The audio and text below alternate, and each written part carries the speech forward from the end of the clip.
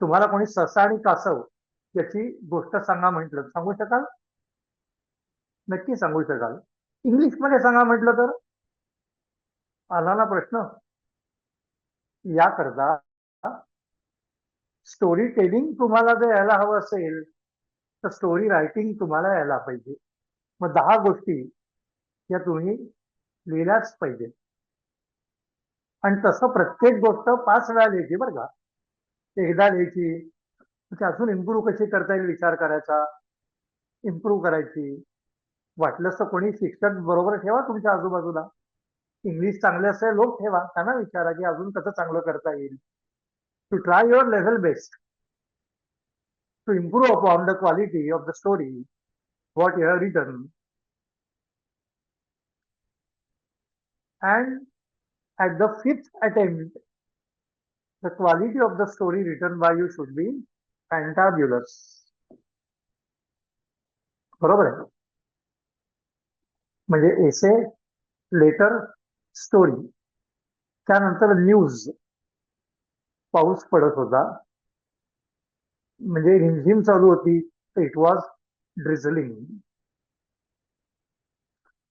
ठीकठाक पाऊस होता, इट वॉज रेनिंग. आणि जोरदार पाऊस होता, it was raining cats and dogs. एक इलेक्ट्रिसिटी पोलची वायर ही सुटून तुटून लोंबकळत होती आणि त्याला एका माणसाला धक्का लागला आणि तो माणूस विजेचा झटका बसून मेला.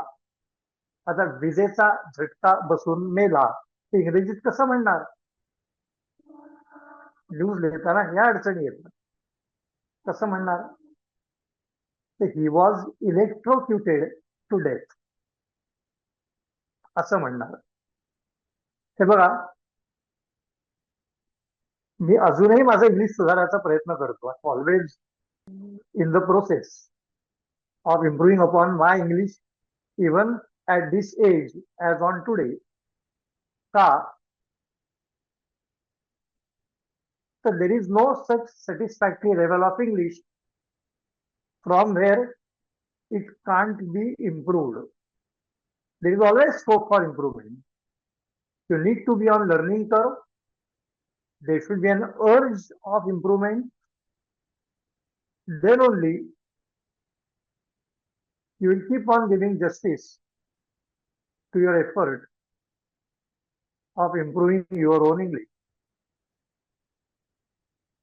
तर शेवट करताना सांगतो की एक खूप चांगली पद्धत मला माझ्या वडिलांनी फॉलो करायला लावली. ही पद्धत मी फॉलो केली, चांगलं 1 अख्खं वर्ष फॉलो केली. आणि माझे निम्म्याहून जास्त प्रश्न तिथे सुटले. ही पद्धत अशी होती की न्यूजपेपर मधली एक न्यूज घ्यायची, टाइम्स ऑफ इंडिया मधली, जास्ती नाही, एका कॉलम मधल्या फक्त 10-12 ओळी घ्यायचा, अति नाही करायचं, छोटस. त्या 10-12 ओळींचं मराठीत भाषांतर करायचं. काय केलं? त्या 10-12 इंग्रजी वर्तमानपत्रातल्या ओळींचं इंग्रजीमध्ये, मराठीमध्ये भाषांतर केलं, अनुवाद केला, ट्रान्सलेट केलं. मग त्या इंग्रजी 10-12 ओळी 3-4दा वाचायच्या, मनापासून वाचायच्या. मग पेपर बाजूला ठेवायचा, आपण केलेलं भाषांतर समोर ठेवायचं आणि त्याचं इंग्रजीकरण करायचं आपण. आणि ते इंग्रजीकरण आपण केल्यानंतर ओरिजिनल 12 ओळी आणि आपण आता जे इंग्रजीकरण केलंय ते, याच्यामध्ये काय फरक आहे तो पाहायचा. आणि मग सेकंड टाइम तो फरक एलिमिनेट करून पुन्हा एकदा ट्रान्सलेशन इंग्लिशमध्ये करायचं. कशाचं? जे मराठी ट्रान्सलेशन आपण केलंय त्याचं. असं जर 1 वर्ष केलं ना, if you do this for 1 year, 1 year म्हणजे ऍटलिस्ट 360 days, तर half the battle would be one. सोपं आहे. इंग्लिश 10 ते 12 ओळी एका कॉलम मधल्या घ्यायच्या, मराठीकरण करायचं. तो परिच्छेद 10-12 ओळींचा 3-4दा मनापासून वाचायचा, बाजूला ठेवायचा. मराठी अनुवाद आपणच केला तर समोर ठेवायचा, त्याचं इंग्रजीकरण आपण करायचं, दोन्ही कम्पेअर करायचं, काय फरक आला, का फरक आला ते पाहायचं. परत इंग्लिश पेपर बाजूला ठेवायचा, आपलं इंग्लिश भाषांतरच समोर ठेवायचं, मराठी बाजूला ठेवायचं, इंग्लिश भाषांतर इम्प्रूव्ह करायचं. अप्रतिम पद्धत आहे ही. आणि आमच्या काही वडिलांचं ऐकायची प्रॅक्टिस होती. त्यांनी सांगितलं, मी ऐकलं, इट हेल्प. निम्म्याहून माझं काम झालेलं होतं.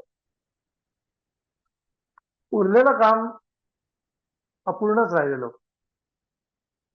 मी क्लासेस काढले, क्लासला 2000 मुलं आली. माझं इंग्लिश SSC ला दुसरं बक्षीस होतं, म्हणजे चांगलं होतं. SSC बोर्डामध्ये त्या वर्षी दुसऱ्या क्रमांकाचं बक्षीस मला मिळालं होतं, म्हणजे इंग्लिश चांगलं होतं, म्हणजे लोअर इंग्लिश होतं.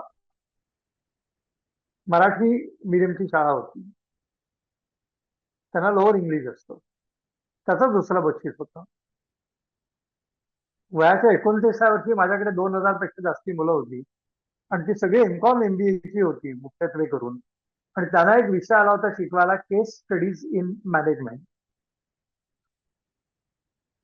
आणि त्या विषयाकरता Ness Wadia, Saint Mira, saint Helena असे सगळे संत मंडळी माझ्याकडे सदाशिव पेठेमध्ये यायची. आणि मग वर्गामध्ये मला मराठीचा वापरच करता यायचा नाही. हिंदी माझा वापर करण्याच्या लायकीचं नव्हतं, कारण आम्ही सदाशिव पेठी पुणेरी लोक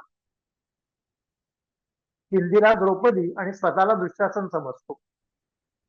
मग तो कार्यक्रम मला करायचा नव्हता, म्हणून मी फक्त इंग्रजी भाषेतच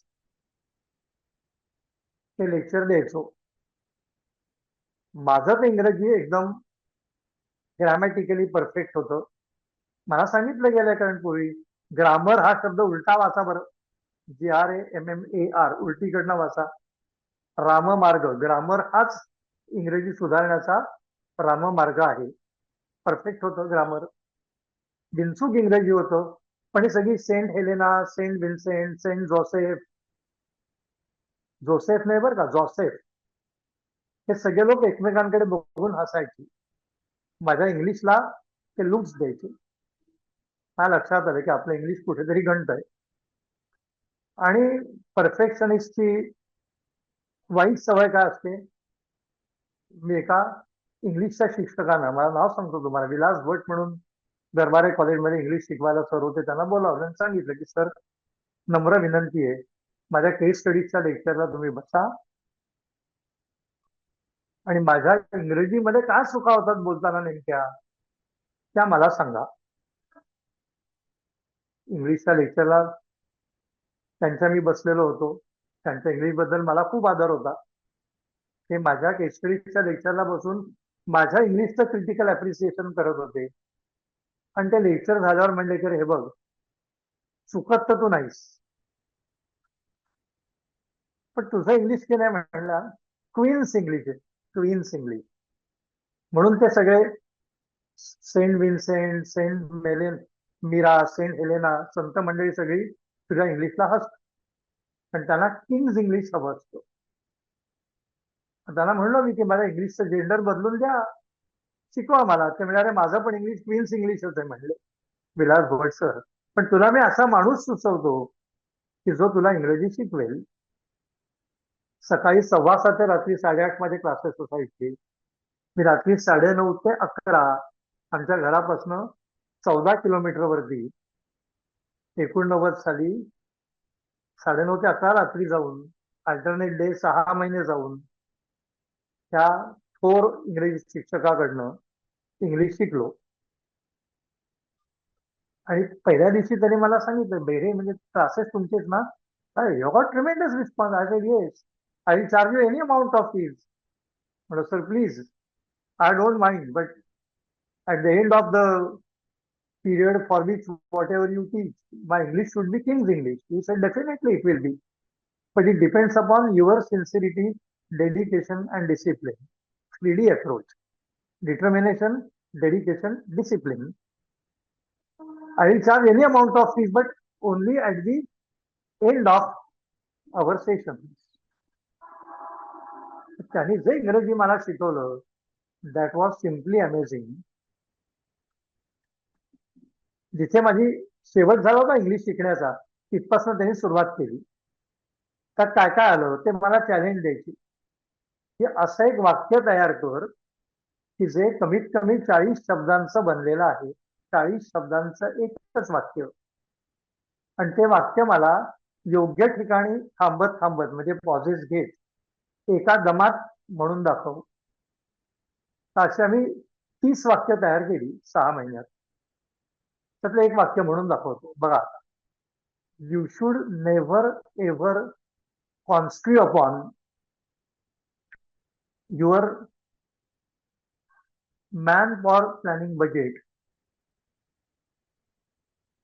to be the last resort in your hands of squeezing out the last drop of the sweat of the body of your workers. Baga, you should never ever concentrate upon your manpower planning budget to be the last resort in your hands of squeezing out the last drop of sweat of the body of your workers. या स्पीडला पण म्हणता आलं पाहिजे. मग टंग twisting sentences coin करायला शिकवली. हे विधवा स्त्रीशी आपण लग्न केलं तर आपण आपोआप एका, तिला जो मुलगा असतो त्याचे बाप होतो.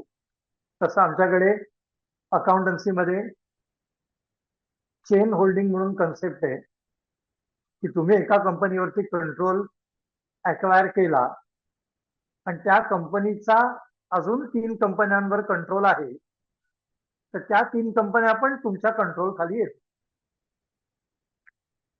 कर म्हणले वाक्य तयार. मला चॅलेंज.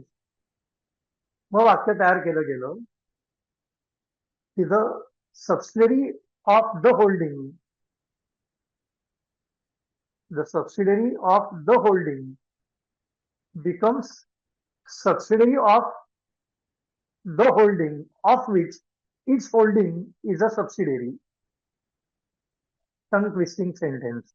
अशी आम्ही 30 सेंटेन्सेस बनवली. मग प्रत्येक वाक्य 2 प्रकारे बोलता आलं पाहिजे. When I visited the railway station, I found it to be, हेच वाक्य कुठल्या व्यक्तीवरती आपल्याला इम्प्रेशन टाकायचं असेल तर when I reached the railway स्टेशनच्या ऐवजी when I approach the railway station, आणि मग I found it to be an over crowded प्लेसच्या ऐवजी I saw an ocean of humanity. When I approach the railway station I saw an ocean of humanity. गर्दी होती नाही, मानवी महासागर पसरलेला होता. 2 प्रकारे बोलता आलं पाहिजे. 2 directors met each other after a very long time. During that time gap, so many things had happened in the company. मग हेच दुसरा प्रकार कसं बोलता येईल की 2 directors were meeting each other after a very long while, and till that time a lot of water had already passed under the bridge. तर तुम्ही म्हणाल पूल कुठनं आला, पाणी कुठनं गेलं, तसं नाही. ते तसं म्हणण्याची पद्धत आहे की lot of water had already pass under the bridge. Direct was meeting after a very long while. त्या सगळ्या काळामध्ये पुष्कळ घटना घडून गेलेल्या होत्या. तर हे सगळं तुमचं तुम्ही करायला पाहिजे. तुमचं तुम्ही हे करायला पाहिजे, पण आपलं आपण ते होत नाही. फार कमी लोक एकलव्य असतात. गुरु विण विद्या नाही. गुरु हा लागतोच,